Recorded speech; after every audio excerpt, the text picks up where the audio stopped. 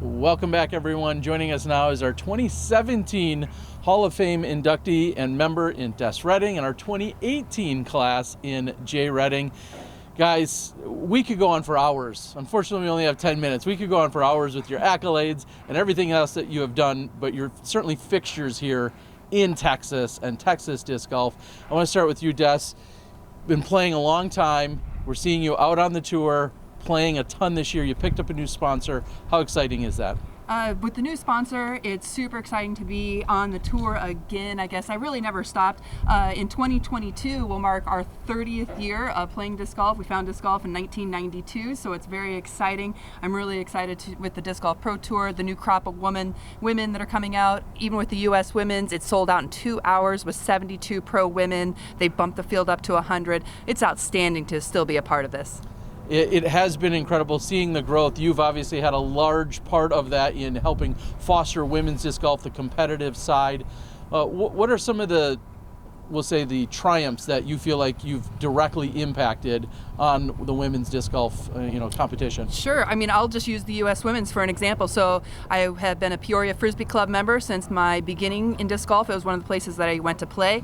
And I started a golden ticket program and would hand make invitations, and I handed those out for about 7 years on tour to make sure women knew that you could come and play with this. It wasn't an invite only like the US DGC was at that time. So that was a great foster for women, and plus all the free clinics that I've given over those 20 some plus years of playing has definitely impacted the growth. And speaking of all of those years of playing, we have a little bit of recency bias out there. We've seen what players like Katrina and Paige Pierce have been doing and how dominant they've been over the last 10 years. But you yourself, clearly countless accolades and wins and accomplishments. You're right there in that conversation with most wins ever on the FPO side, aren't you? Absolutely. I think the comparison that we want to do is kind of short-sighted. We do need to celebrate the women in their achievements of what generation they were playing in. To compare player ratings is completely unfair. When you look at, I played at always the T-pads with the men.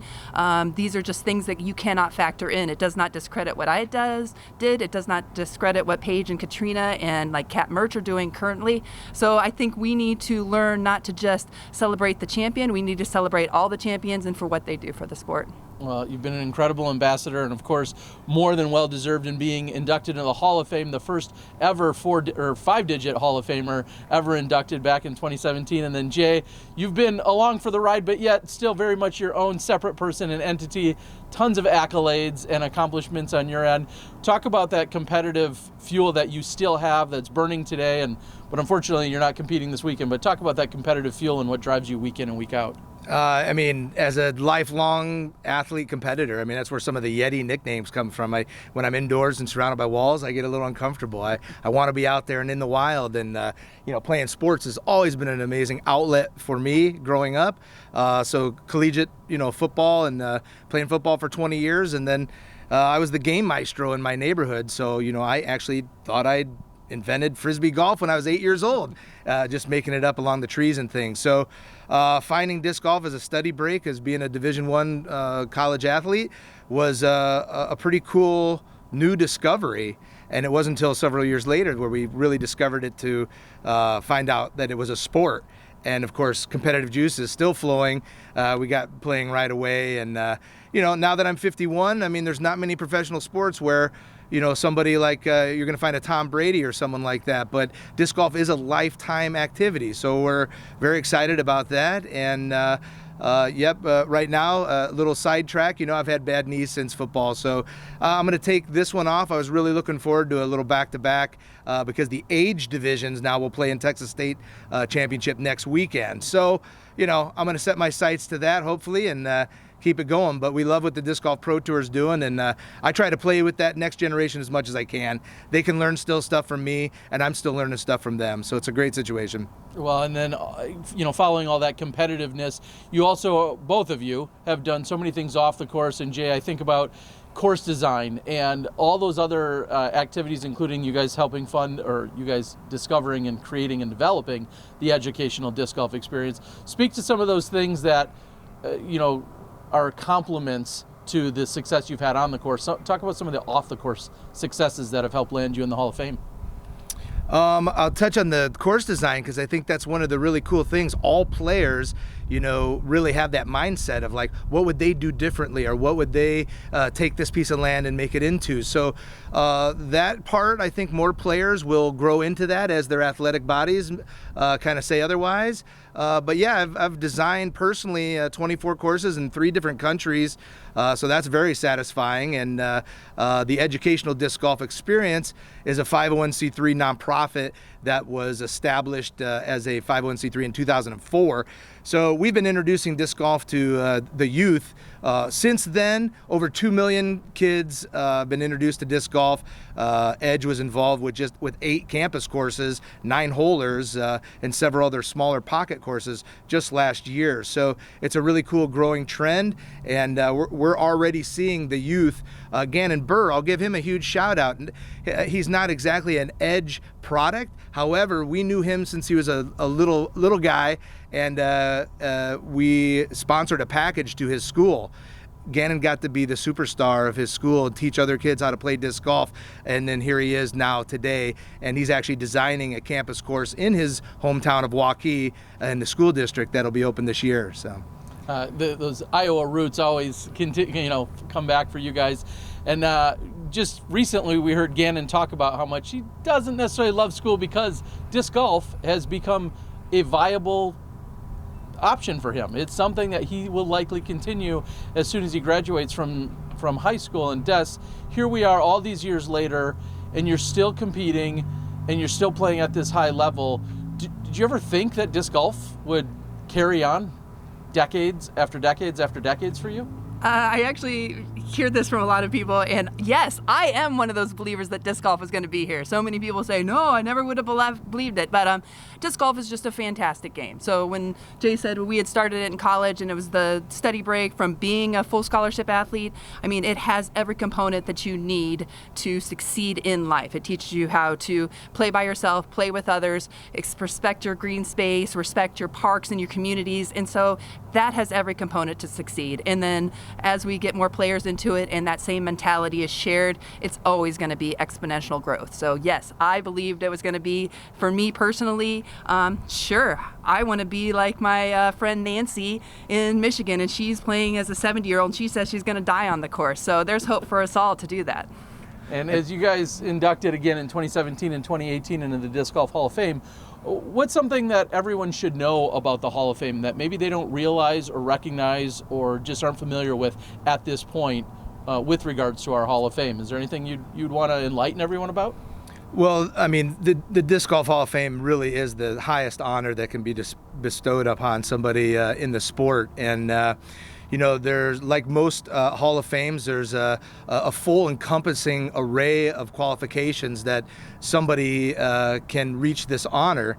And most of our pioneers were really well-rounded in this aspect. They were all competitors first and foremost, but most of them wanted to see their game enjoyed and played by many, many more people than just the small group that showed up for the tournament.